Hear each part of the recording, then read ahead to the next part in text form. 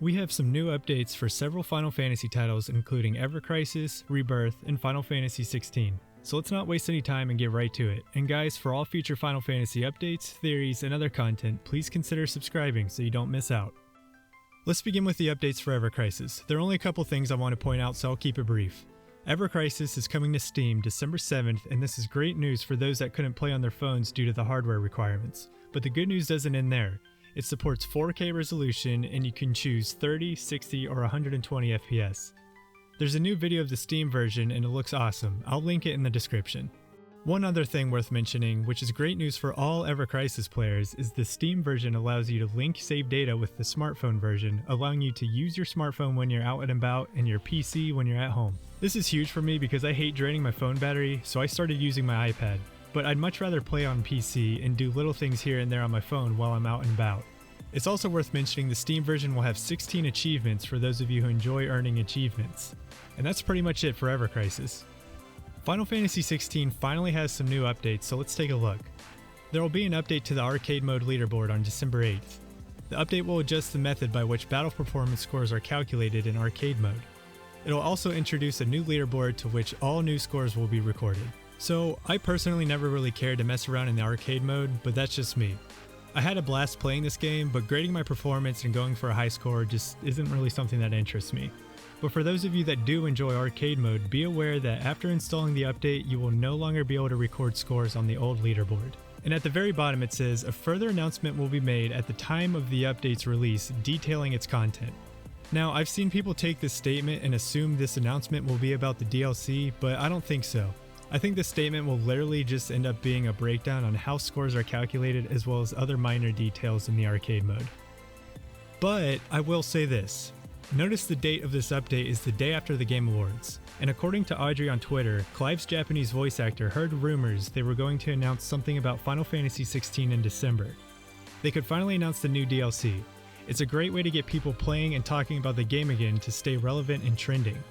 The DLC announcement will encourage players to pick up Final Fantasy 16 again, and immediately following the Game Awards, players will have a brand new update. So, speaking of the DLC, we do have some new details about it. This interview took place at the PlayStation Partner Awards.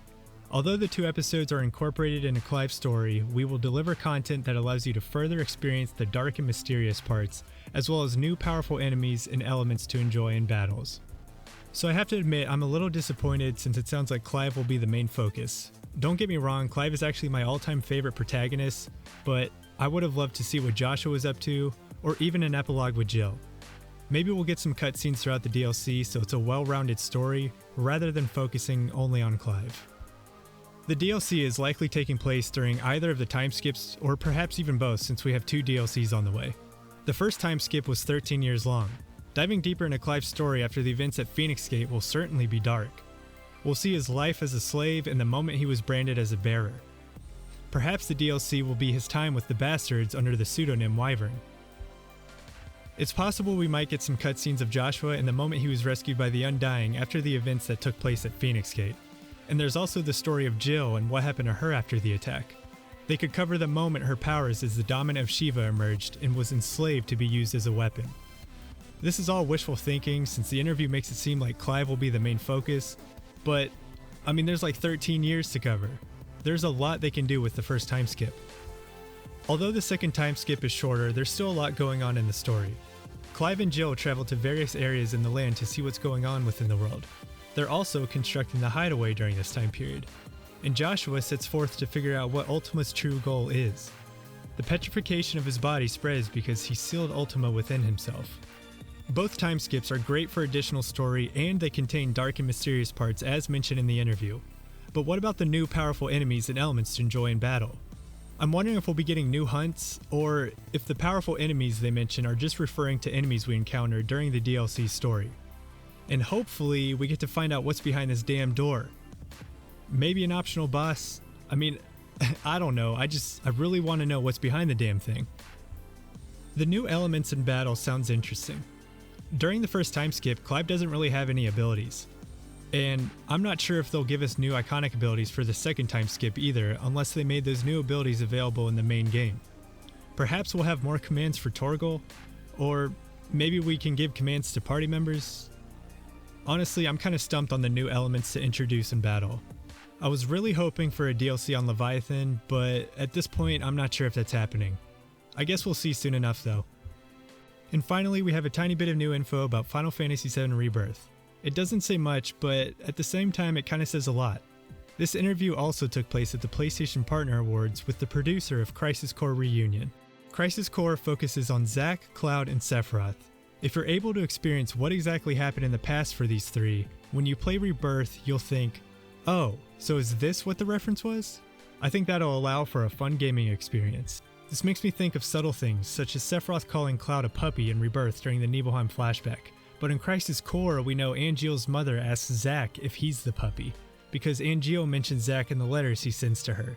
Zero concentration, and like a puppy, he never calms down. Final Fantasy VII and Crisis Core have parts that align with each other and other parts that do not. You can enjoy those mysteries in Final Fantasy VII Rebirth. So this makes me think Rebirth will handle the inconsistencies between Crisis Core and OG FF7.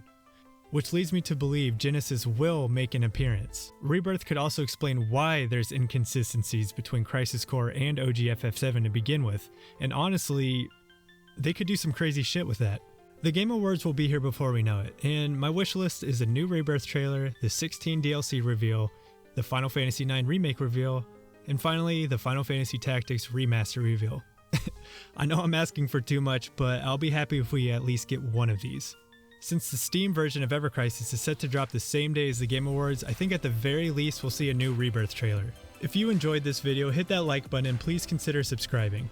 As always, let me know your thoughts in the comment section and tell me what you hope to see in the Final Fantasy XVI DLC. I'll see you guys in the next video. Thank you so much for watching.